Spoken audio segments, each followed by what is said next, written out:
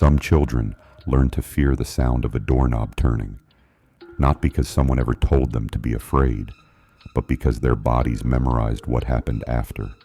A raised voice, a sudden silence, a mood that could flip without warning. A room that felt safe one moment and dangerous the next. So they moved through childhood carefully, quiet steps, measured breaths, a softness in their presence as if they were apologizing for simply existing. They became observers instead of participants, watching emotions the way others watch weather, predicting storms before anyone else noticed the clouds.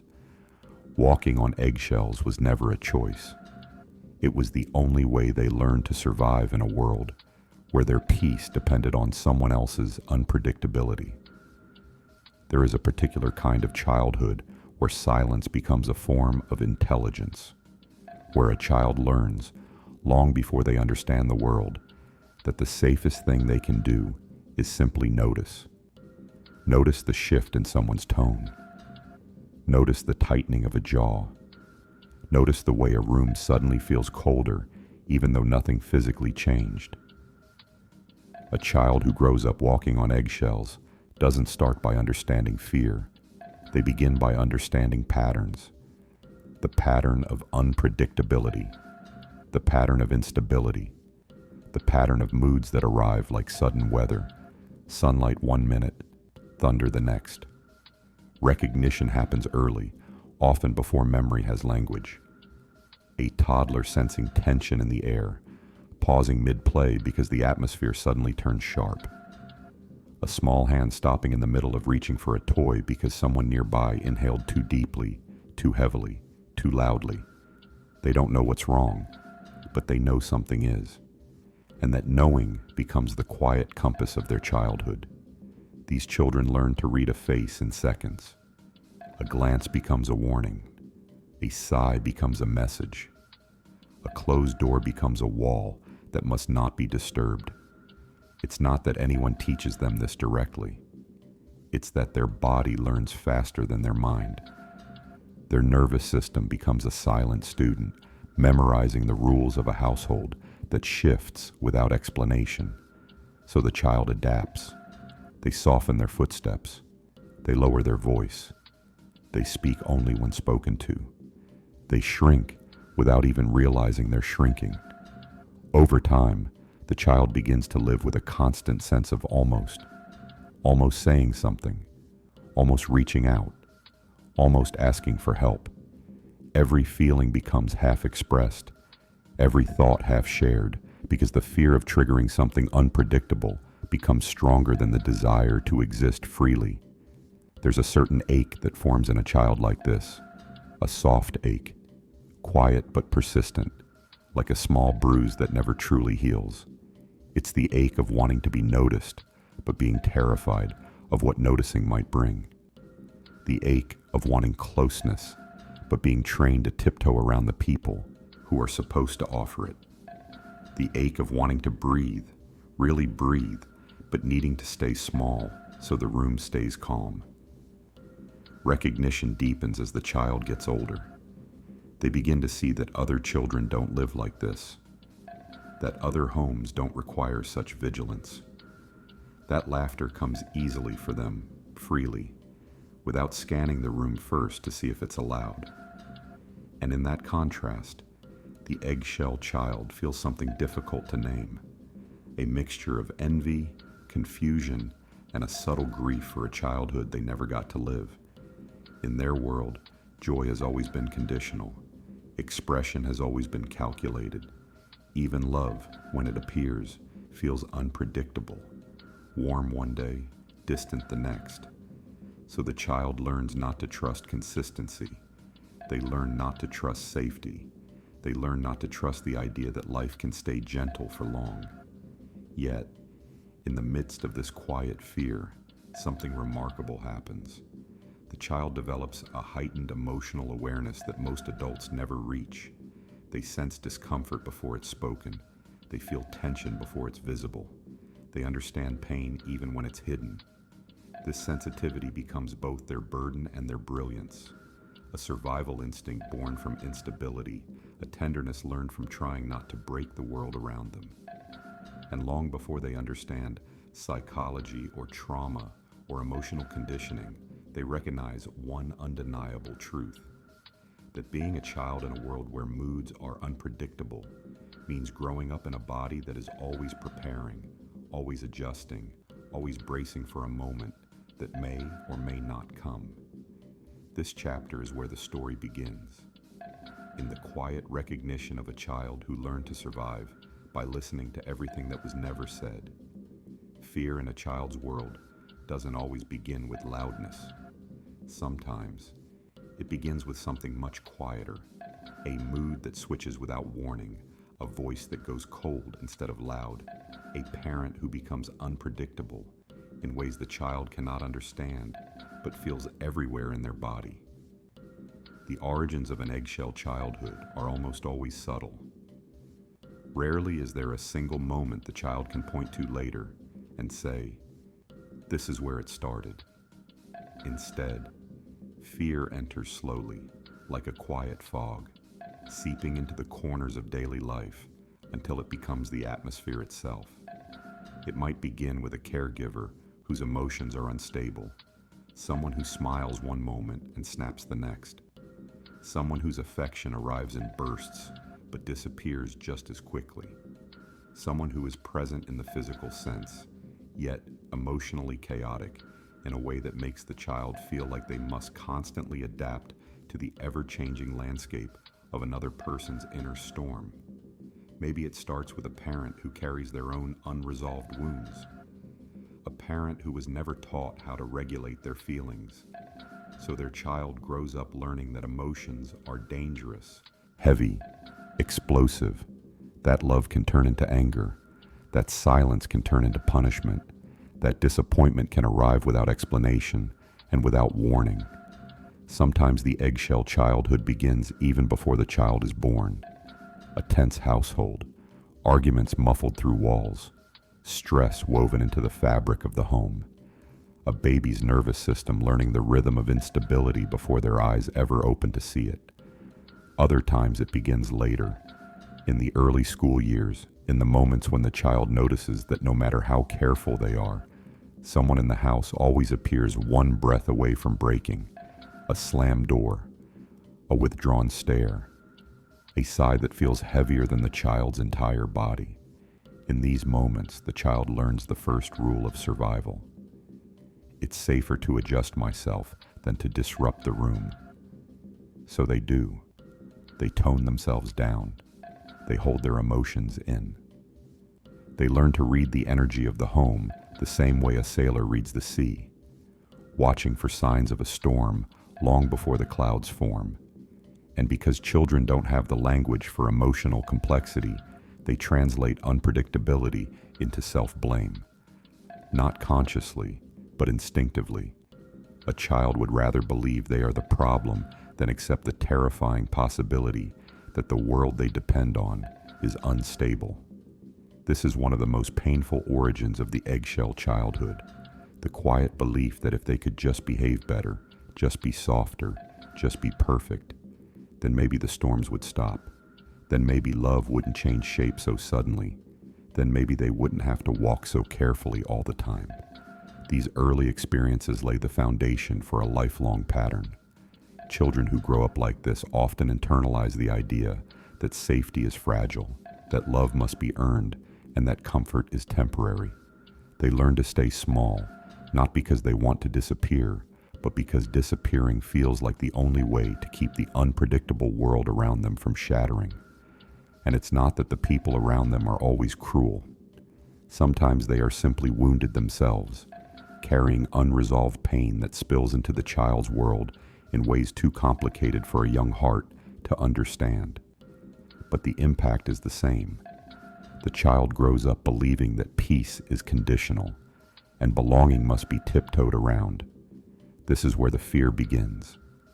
Not in moments of chaos alone, but in the slow, invisible erosion of emotional predictability. In homes where love is inconsistent, where safety is uncertain, where the smallest sound or expression can change the entire temperature of the room. This chapter reveals the beginning of the eggshell life. The moment the child starts shaping themselves around a storm they never caused, but learned to anticipate with every breath they took. A child who grows up walking on eggshells doesn't just learn fear emotionally, they learn it biologically. Their nervous system becomes the first witness to instability, the first responder to tension, the quiet recorder of every unpredictable moment that shaped their early world. Long before the child understands words like trauma, hypervigilance, or cortisol, their body understands the language of threat. It feels it, it encodes it, it adjusts to it.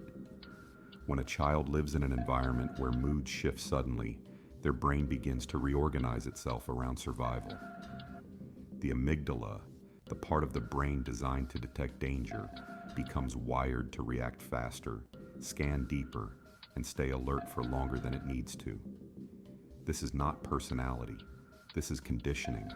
This is the body learning the world's rules before the mind is capable of interpreting them. Hypervigilance becomes second nature.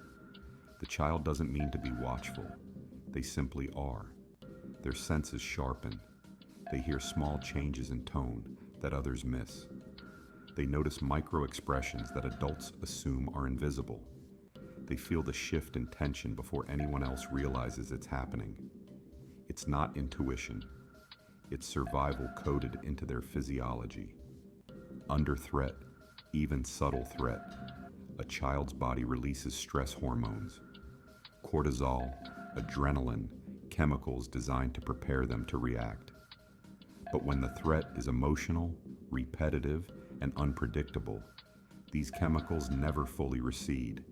They linger like a quiet hum beneath the skin. And over time, the child's baseline becomes always ready, even when nothing dangerous is visible. This creates a childhood lived in a state of constant alertness. Not terrified, but tense. Not panicking, but prepared. Not crying, but constricted, as if every muscle is waiting for the next instruction. Children in stable homes learn that the world relaxes when they relax. But eggshell children learn something very different. The world might change suddenly, so relaxing becomes a luxury they cannot afford.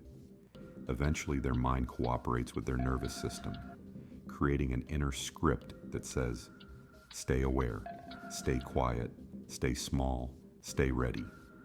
And because this pattern keeps them safe, their body clings to it with fierce loyalty. Psychologists call this adaptive survival learning, but to the child it feels like simply being themselves.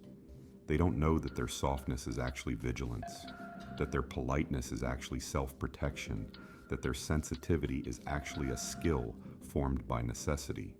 Even in adulthood, the body remembers. A raised voice creates a familiar tightening in the chest.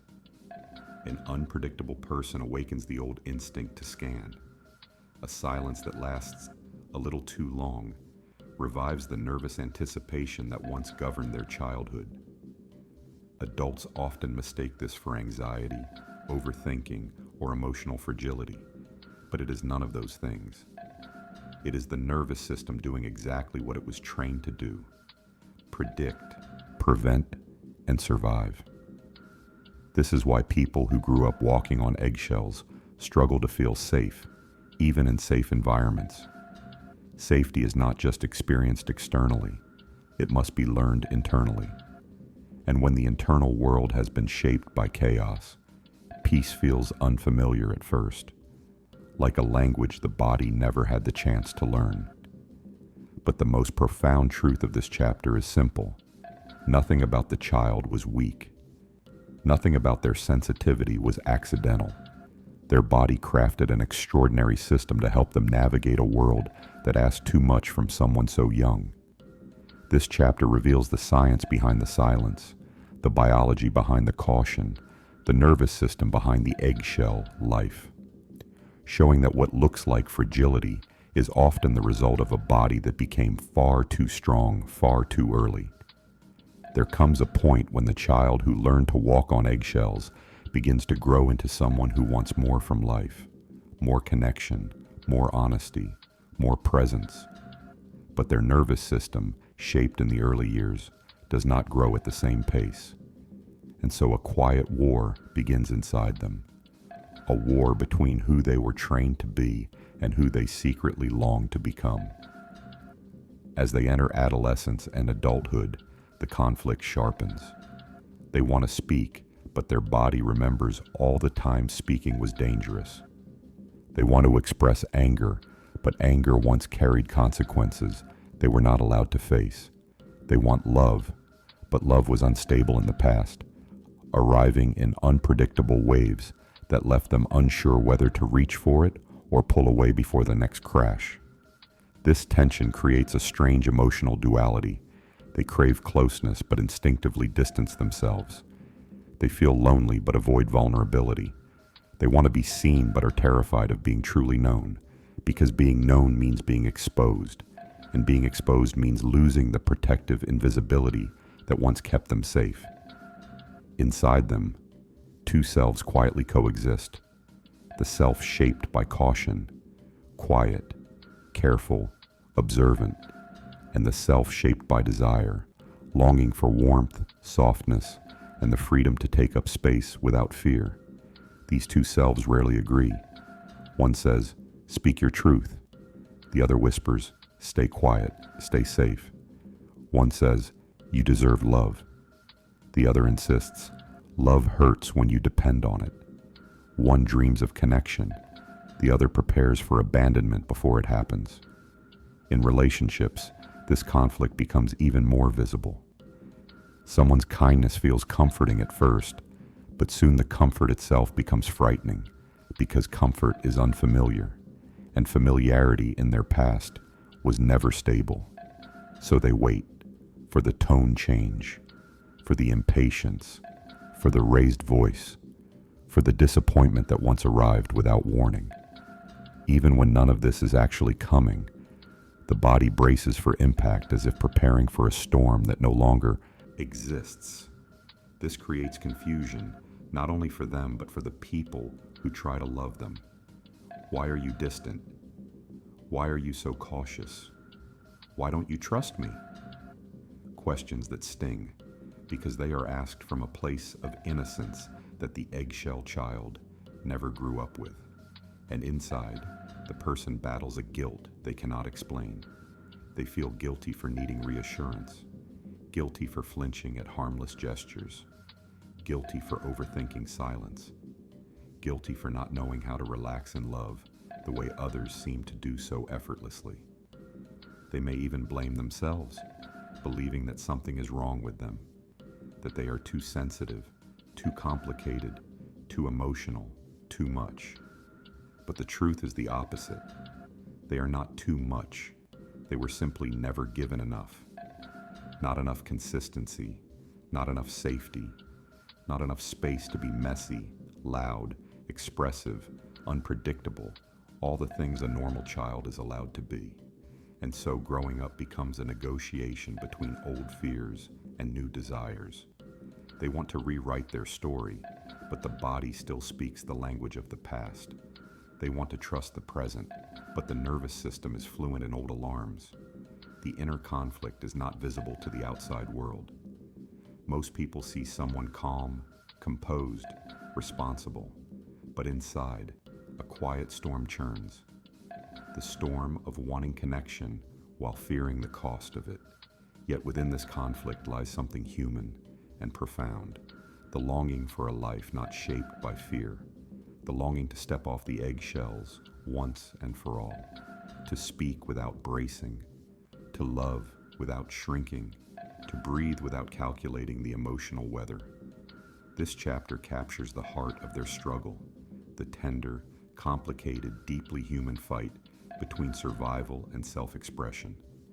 A fight that begins quietly, but shapes the entire emotional landscape of their adulthood. There is a moment, quiet, slow, almost unnoticeable, when the person who grew up walking on eggshells begins to sense that something in them no longer fits. A moment when the old survival strategies, once essential, start to feel too heavy for the life they now inhabit. It doesn't happen suddenly, it happens in fragments, in whispers, in small shocks of realization that accumulate over time. Maybe it begins when someone offers them consistent kindness, and the kindness doesn't disappear. Maybe it begins when they speak a thought out loud, and no one reacts with anger. Maybe it begins when they make a mistake, brace for punishment, and instead meet understanding. The world shows them something unfamiliar, a softness that doesn't collapse, a stability that doesn't change without warning, an affection that doesn't transform into disappointment the moment they relax. At first, they don't trust it.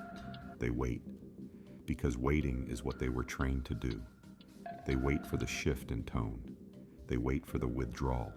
They wait for the moment when everything warm turns cold again. And when that moment doesn't come, a strange confusion fills the space where fear used to live. In that confusion, something small begins to crack. Not a break from weakness, a break from repetition, a tiny fracture in the old belief, I must always be careful. This moment of breaking is not dramatic. It is tender. It is quiet. It feels like the body taking its first full breath after years of breathing in fragments.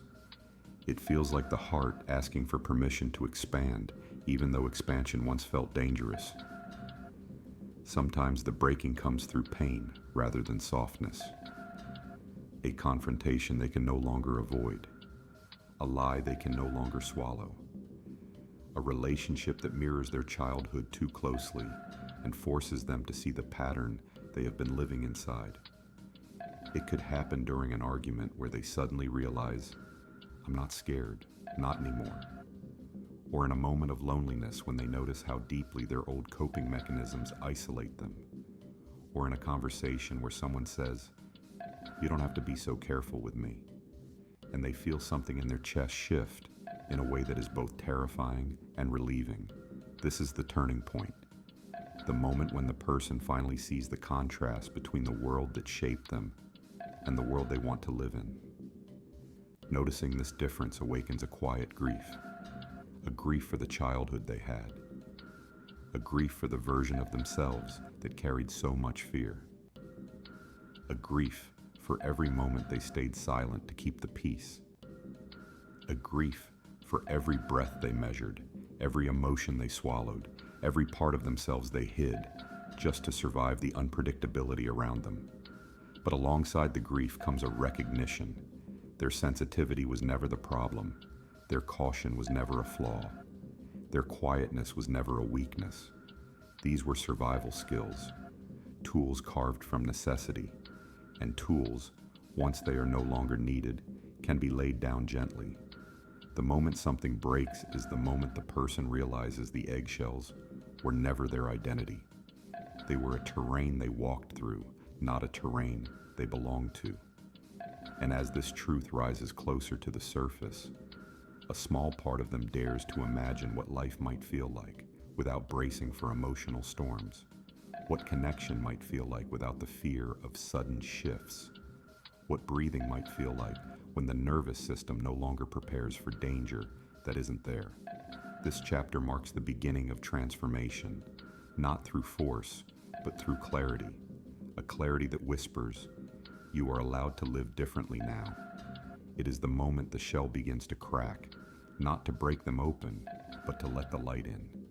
Healing for someone who grew up walking on eggshells is never loud. It does not arrive with dramatic declarations or sudden transformations. Instead, it appears in the smallest, quietest shifts, subtle moments where the body responds differently than it used to. It begins with safety, not the kind spoken or promised, but the kind felt deep in the nervous system. A safety that slowly teaches the body that not every raised voice is a threat, not every silence is punishment, not every mistake leads to emotional danger. For a person shaped by unpredictability, learning safety feels unfamiliar at first, sometimes even uncomfortable.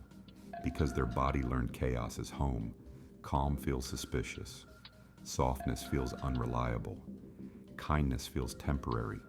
So the first stage of healing is not expanding. It is allowing. Allowing moments of peace without questioning them. Allowing someone's affection without bracing for the shift.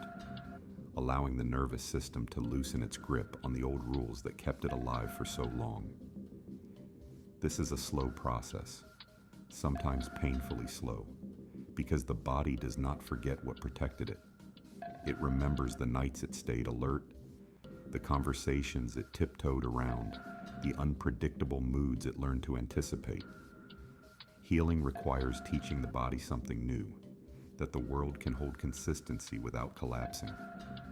There comes a day when the person notices they didn't flinch at a sudden noise, or their hands didn't tense when someone raised their voice in frustration, not at them, just in general, or they didn't replay a conversation for hours, searching for hidden disappointment. These moments may seem insignificant from the outside, but inside, they are monumental. For the first time, the person feels the possibility of existing without constant fear of misstepping. Healing also reveals something they never expected, the parts of themselves that were buried beneath the vigilance. A quiet humor, a gentle confidence, a desire to express, to speak, to exist fully without shrinking into the safest version of themselves. When the nervous system finally has room to rest, it releases energy that was once spent on survival, and that energy becomes emotion, a tenderness that emerges, a curiosity that returns, a softness they once believed was dangerous to show. They begin to realize that safety is not chosen, it is learned, it is practiced, it is felt one calm moment at a time. And with each moment of calm, their body discovers a truth that once felt impossible. The world does not always break when they stop trying to hold it together. Healing does not mean forgetting the eggshells. It means recognizing they are no longer underfoot. It means understanding that they can place their emotional weight down and the floor will remain steady. Slowly, they stop apologizing for existing. They stop over-explaining simple things. They stop rehearsing conversations as if preparing for invisible consequences. They stop bracing for storms in a climate that has changed. And in this new space, they reclaim what was lost in childhood. The ability to breathe deeply, to feel without filtering, to speak without fear. Healing, for them, is learning that their worth was never tied to how carefully they stepped. It is learning that they are not responsible for other people's emotional weather. It is learning that they were always allowed to take up space. This chapter is the quiet victory. The moment the child within finally steps onto solid ground and realizes it holds their weight without cracking. There comes a time when the person who once lived in fear finally pauses long enough to look back, not to relive the pain, but to understand the strength that carried them through it. They see the child they once were, tiptoeing through rooms that felt unpredictable, measuring their existence through silence and caution. And for the first time, they feel something unexpected. Compassion for that small, careful version of themselves. Not pity, not sorrow, but a tender awareness that the child did the only thing they could with the world they were given. The journey from eggshells to solid ground is not heroic in the way stories often tell it. It is not a battle fought with loud declarations or dramatic escapes. It is an internal shift so delicate that it can only be recognized in hindsight. A softness growing where fear once lived, a steadiness forming in a heart that once trembled at the slightest change in tone. In this new chapter of their life, peace does not arrive as a single moment. It arrives as a series of quiet recognitions. A breath that no longer feels tight. A conversation that doesn't require overthinking. A silence that doesn't signal danger. A relationship that doesn't collapse when they show their imperfections. And slowly, the person realizes something profound. They have stopped walking on eggshells, not because the world changed, but because they did. There is a stillness in them that didn't exist before, a sense of self not shaped by vigilance, but by presence, a clarity that doesn't come from predicting moods, but from understanding the boundaries of their own worth. They begin to trust their steps, placing their weight on ground that once felt too unstable to stand on. And with each step, they reclaim pieces of themselves that were once hidden beneath caution. A laugh that comes without hesitation, a truth spoken without fear, a tear allowed to fall without shame, a boundary set not from anger, but from self-respect. These moments are small, but together they form the new architecture of a life that no longer bends under the weight of old fears. As they grow into this healed version of themselves, they begin to understand the deeper truth. The eggshells were never their identity. They were a temporary terrain, a childhood landscape they had to cross before they were old enough to build their own ground. Now they build something sturdier, a life rooted in emotional stability, in chosen connections, in the quiet confidence that comes from understanding one's own worth. The wounds of childhood do not disappear. They soften, they integrate, they transform into wisdom, the kind that does not harden a person, but deepens them. And somewhere inside, the inner child, the one who once tiptoed through life, finally exhales. They are no longer responsible for monitoring the world. They are no longer the emotional caretaker of unpredictable adults. They are no longer the peacekeeper of a home that couldn't protect their innocence. They can simply exist now, breathe now, live now. In the quiet conclusion of their story, they stand in a place that once felt impossible, a life where safety is not earned by shrinking, but created by being whole. A life where the ground beneath them is steady and the air around them is kind. A life where they do not walk carefully to avoid being hurt, but walk confidently because they finally understand they deserve a world that does not require eggshells. This is the soft place to end, not because their journey is over, but because they have finally stepped into a version of themselves that feels like home.